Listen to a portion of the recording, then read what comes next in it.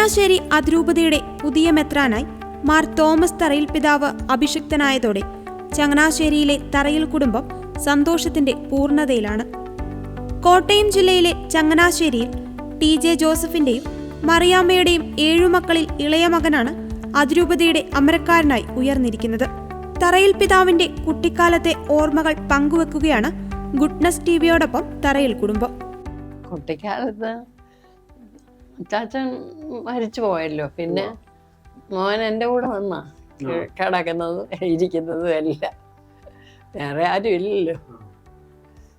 വല്യപ്പൻ ഉണ്ടെങ്കിലും വല്യപ്പൻ പഠിപ്പിക്കാനൊക്കെ പോകും. അതിൽ കൊച്ചിലെ തൊട്ടേ അച്ഛനാകാൻ പോവാന്നാ പറയുന്നത്.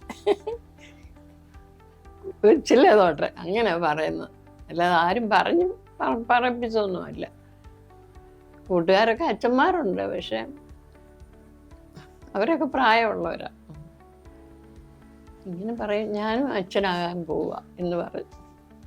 പക്ഷെ എല്ലാ ദിവസവും കുർബാനയ്ക്ക് വിടാൻ പോയിരുന്നു. എൻ്റെ പിള്ളേരെല്ലാവരും കൂടുമായിരുന്നു. സമ്മാനമൊക്കെ മേടിച്ചിട്ടുണ്ട് പഠിക്കുമ്പോൾ തന്നെ. സ്കൂളിലൊക്കെ എല്ലാം പ്രസംഗത്തിനൊക്കെ മിടുക്കനായിരുന്നു. പ്രസംഗത്തിനും ഡ്രാമയിലും എല്ലാ കാര്യങ്ങളിലും നല്ല താല്പര്യമായിരുന്നു. കൊച്ചിലെ തൊട്ട് അച്ഛനാകാൻ പോകണമെന്ന് പറയും. പ്രാർത്ഥനയിലും പള്ളിക്കാര്യങ്ങളിലും പിതാവ് എന്നും മുന്നിൽ തന്നെ. സഹോദരനെ കുറിച്ച് പറയുമ്പോൾ സന്തോഷത്തോടൊപ്പം അഭിമാനവും ചേട്ടന്റെ കണ്ണുകളിലുണ്ട്. വളരെ സന്തോഷം. ആദ്യം പ്രതീക്ഷിക്കാതെ വന്നതാണ് ഞങ്ങളെ സംബന്ധിച്ചിടത്തോളം. പല വാർത്തകളുണ്ടായിരുന്നു, എങ്ങോട്ടെങ്കിലും ട്രാൻസ്ഫർ ആവുമോ എന്നുള്ള വിചാരത്തിലായിരുന്നു ഞങ്ങളെ. അമ്മച്ചിയെ സംബന്ധിച്ചോളം അമ്മച്ചി ഇപ്പോൾ ജീവിച്ചിരിക്കുന്ന സമയത്ത് തന്നെ പിതാവിനെ മെത്രാനായിട്ട് കാണാനും ആർച്ച് ബിഷപ്പായിട്ട് കാണുവാനും അമ്മച്ചിക്ക് ഒരു അവസരം കിട്ടിയത് ഒരു വലിയൊരു കാര്യമാണ്. ഞങ്ങളുടെ ഓർമ്മ കുട്ടിക്കാലത്തേക്ക് മാറുവാണെങ്കിൽ പിതാവ് 4 വയസ്സ് ഉള്ളപ്പോൾ ഞങ്ങളുടെ ഫാദർ മരിച്ചുപോയി. അതിനുശേഷം അമ്മച്ചിയും ഗ്രാൻഡ് ഫാദറെ മൂത്ത ജ്യേഷ്ഠന്മാരും സഹോദരിമാരും കൂട്ടി പിതാവിനെ വളർത്തിക്കൊണ്ട് വന്നത്. പിതാവ് ആദ്യം മുതൽ തന്നെ പള്ളിയോട് വളരെ ചേർന്നായിരുന്നത്. ഓൾട്ടർ ബോയ്സിൻ്റെ കൂടെയും പിന്നീട് മിഷൻ ലീഗിലൂടെയും ജീവിതത്തിലൂടെയും നേതൃത്വത്തിലാണ് പിതാവ് വളർന്നു വന്നത്. സൺഡേ സ്കൂളിലും പള്ളിയുടെ എല്ലാ കാര്യങ്ങളിലും വളരെ ആക്റ്റീവായിട്ട് കുട്ടിക്കാലം മുതലേ ചേർന്ന് പ്രവർത്തിക്കുന്നുണ്ടായിരുന്നു. മെത്രാൻ അഭിഷേകത്തിന് ശേഷം പിതാവ് വിളിച്ചോ എന്ന് ചോദിക്കുമ്പോൾ അമ്മയ്ക്ക് പറയാനുള്ളത് ഇതാണ്. വീഡിയോ കോൾ ചെയ്തില്ലേ ഇവിടെ കണ്ടോണ്ട് സംസാരിച്ചു, ഫോണിൽ കൂടെ സംസാരിച്ചില്ലായിരുന്നോ? അമ്മച്ചിക്ക് പ്രായത്തിൻ്റെതായ ചില ബുദ്ധിമുട്ടുകളൊക്കെ ഉണ്ട്, ശരിക്കും കേൾക്കാനും സാധിക്കത്തില്ല. എങ്കിലും മറ്റുള്ള കുഴപ്പങ്ങളൊന്നുമില്ല.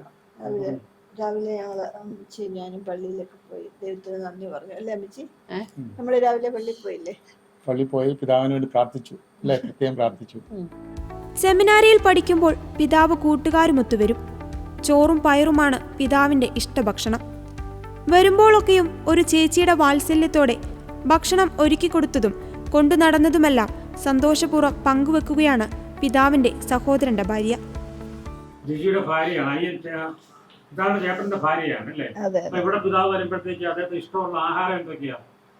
പിതാവിന് ചോറ്, പിന്നെ പയറൊലത്തിയത്, പിന്നെ ചപ്പാത്തിയും കറിയൊക്കെ ഇഷ്ടമാണ്. ചപ്പാത്തി എന്തെങ്കിലും ബീഫ് ഒലത്തിയതോ ഒക്കെ ഇഷ്ടമുണ്ട്. പിന്നെ ചോറിനാണെങ്കിൽ നല്ല പയറൊലത്തിയത്, നല്ല ചെറിയ മീൻ വറുത്തതോ സാലഡ് ഒക്കെ ആ പുള്ളിക്ക് കൂടുതൽ ഇഷ്ടം. ഇറച്ചിയൊന്നും അങ്ങനെ വലിയ ഇഷ്ടമൊന്നുമില്ല, ചിക്കനൊന്നും കഴിക്കില്ല, അങ്ങനെയൊക്കെയാണ്. പിന്നെ കട്ലറ്റ് ഉണ്ടാക്കി കൊടുക്കും, അത് വലിയ ഇഷ്ടമാണ്. സെമിനാരി പഠിക്കുമ്പം പൂരിയും കിഴങ്ങും ഒക്കെ ഉണ്ടാക്കി കൊടുക്കും, ഭയങ്കര സന്തോഷമായിരുന്നു. ഫ്രണ്ട്സൊക്കെ ആയിട്ട് വരും, എന്നിട്ട് എന്നോട് വിളിച്ചു പറയും പൂരിയും കിഴങ്ങൊക്കെ ഉണ്ടാക്കി വെക്കാൻ. ഞാനതൊക്കെ ഉണ്ടാക്കി വെക്കുമായിരുന്നു. അങ്ങനെയൊക്കെ. ഇവിടെ വന്നത് എന്തായിരുന്നു വെച്ചാൽ ഒരാഴ്ച മുന്നേ വന്നായിരുന്നു. സിനഡിന് തൊട്ട് മുന്നേ ഇവിടെ വന്നായിരുന്നു. വന്നിട്ടാ പോയത്. പിതാവ് ഇടയ്ക്കിടയ്ക്ക് ഇവിടെ വരും, ഉമ്മച്ചിയെ കാണാനും അല്ലേലും വരും. അജഗണത്തിന്റെ സ്പന്ദനമറിയുന്ന ഇടയശ്രേഷ്ഠൻ, ഇതിനെല്ലാം ഉപരിയായി തീഷ്ണത നിറഞ്ഞ അജപാലകൻ. സഭയ്ക്ക് കരുത്തും ഊർജ്ജസ്വലതയുമുള്ള അജപാലക ശുശ്രൂഷകരെ നൽകുന്നതിന് ഓരോ കുടുംബത്തിൻ്റെയും പ്രാധാന്യം എടുത്തു പറയേണ്ടതാണ്. സഭയുടെ ഭാവിയും വളർച്ചയും അദ്ദേഹം പ്രത്യേകം ശ്രദ്ധ ഊന്നുന്ന മറ്റു വിഷയങ്ങളാണ്. കാരുണ്യഭവനങ്ങളുടെ കാര്യത്തിലും രോഗീ ശുശ്രൂഷയിലും പിതാവിൻ്റെ കരുതൽ അദ്ദേഹത്തെ വളർത്തിയ കുടുംബത്തിൻ്റെ സ്നേഹവും കരുണയുമാണ് കാണിക്കുന്നത്.